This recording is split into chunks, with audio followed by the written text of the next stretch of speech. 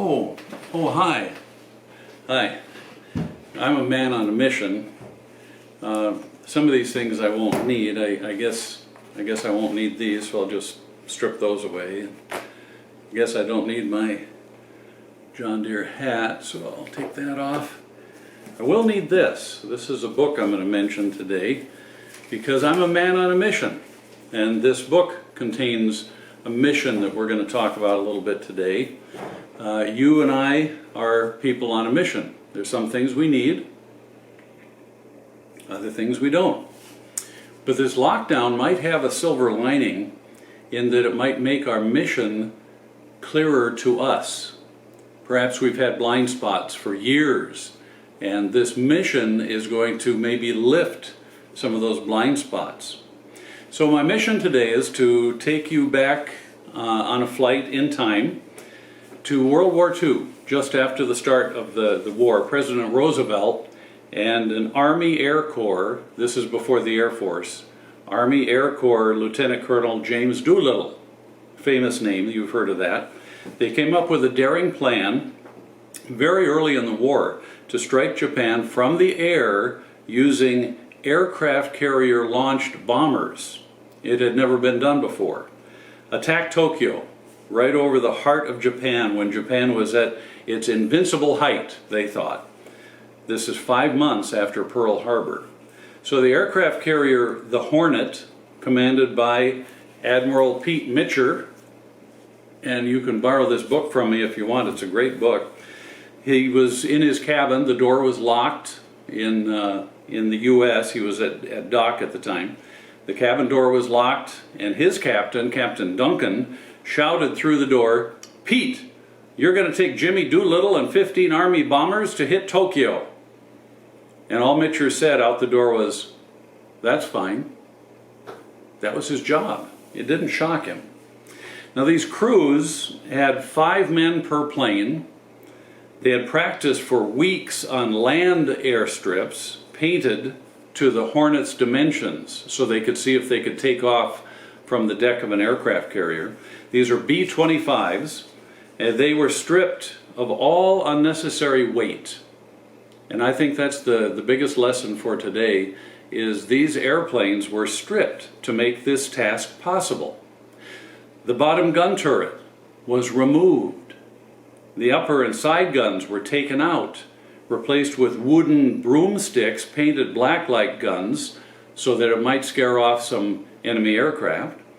There were very heavy precision Norden bomb sights on these bombers, but they were removed and replaced by a lighter, simpler device.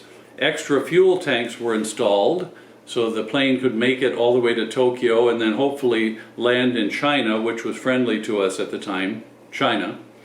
So on April 1st, 1942, the Hornet was moored at the U.S. Naval Air Station, and 16 Army B-25 bombers were hoisted to the flight deck, and they were lashed down. They were going to go through some heavy seas. They had to take off in only 467 feet. That's what Admiral Pete Mitscher had figured out, that with all this added weight removed, but bombs and extra fuel, they could take off on the deck of an aircraft carrier, headed into the wind at full speed, of course. So under the command of Lieutenant Colonel James Doolittle, U.S. Army, the B-25 detachment had 70 officers, 130 enlisted men in the whole crew, and the aircraft carrier, the Hornet. So flying large 2-engine bombers off a carrier deck had never been done before, but that was their new mission, and they had to be changed to accomplish that mission. I think you know where I'm going with this. So think about your mission, whatever it may be, and I don't know what it is. What extra weight has been exposed by this lockdown that we've been living through? And I could go through a lot of examples, so could you. But have we actually quieted down long enough, or have we tried to stay extra busy to overcome this lockdown somehow? Well, back to the planes. All 16 of these heavily laden planes with fuel and bombs took off. They successfully headed toward Japan.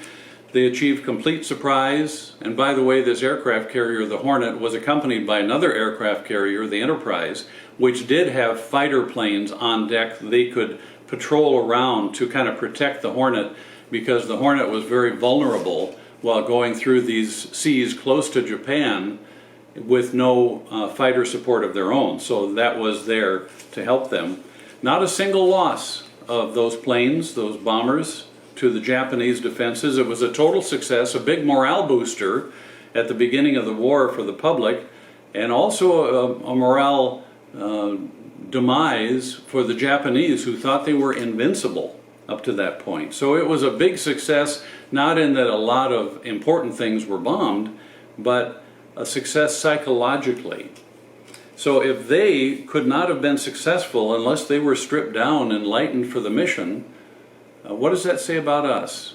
And I'm wondering, we all know the Bible verse, "Be still and know that I am God." And perhaps it was easier back in David's day, when you're laying outside and you don't have anything at all to look at. You couldn't even read a book because you didn't have much light at night, to just gaze at the stars, to be still, and to know that He is God.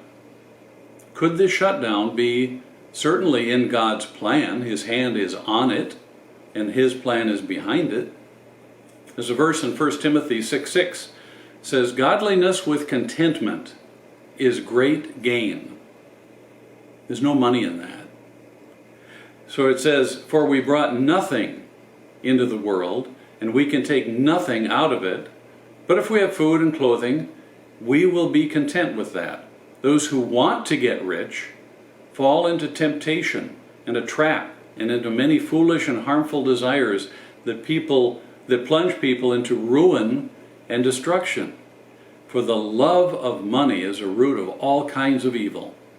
Some people, eager for money, have wandered from the faith, so they were in the faith, and pierced themselves with many griefs. That speaks to me of a real believer who, because of the lure of money, wandered away, but the Holy Spirit doesn't let them go, and they're pierced with many griefs. So contentment. Is the Lord trying to lighten our load during this time? Maybe all over the world doing it with people. Is the Lord taking all this extra stuff off of our airplane, and we're on the other side of the plane packing it back in again? Or are we allowing this lightening to take place? We're going to lay aside not every weight. Sometimes we'll lay aside some weight, but the Bible tells us to lay aside every weight. And the Lord's going to win this battle. We're going to end with a song in just a moment, but Psalm 9, verses 16 through 20, gives a victorious encouragement. The Lord is known by His justice. The wicked are ensnared by the work of their hands. The wicked return to the grave, all the nations that forget God. But the needy will not always be forgotten, nor the hope of the afflicted ever perish. Arise, O Lord, do not let man triumph. Let the nations be judged in your presence. Strike them with terror, O Lord. Let the nations know they are but men. And certainly this lockdown can have that effect. It may not. Some men might be so arrogant it won't even put a dent in them. But for some of us, we'll lighten the load and we'll strip away some things that shouldn't be there, and we'll be better for it. And now Lewis. When the music fades, all is stripped away, and I simply come,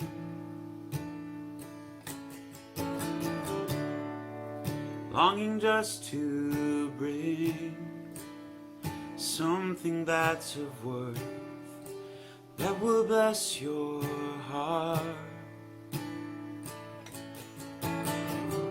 I'll bring you more than a song, for a song in itself is not what you have required.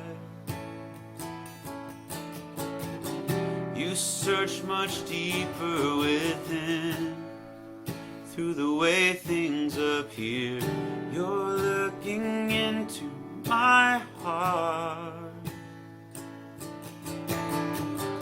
I'm coming back to the heart of worship, and it's all about you. It's all about you, Jesus. I'm sorry, Lord, for the thing I've made it. When it's all about you, it's all about you, Jesus.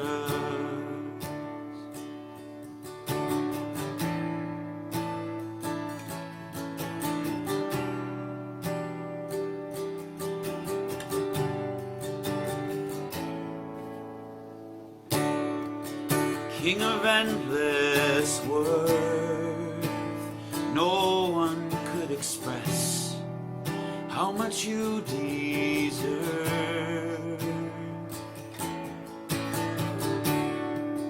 Though I'm weak and poor, all I have is yours, every single breath. I'll bring you more than a song, for a song in itself is not what you have required. You search much deeper within, through the way things appear. You're looking into my heart.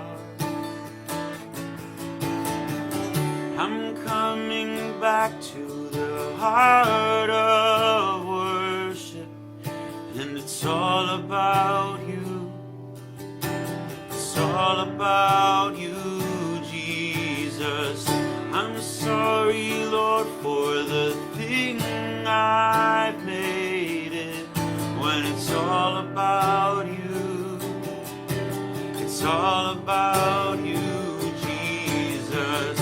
I'm coming back to the heart of worship, and it's all about you. It's all about you, Jesus. I'm sorry, Lord, for the thing I've made it. When it's all about you, it's all about you, Jesus.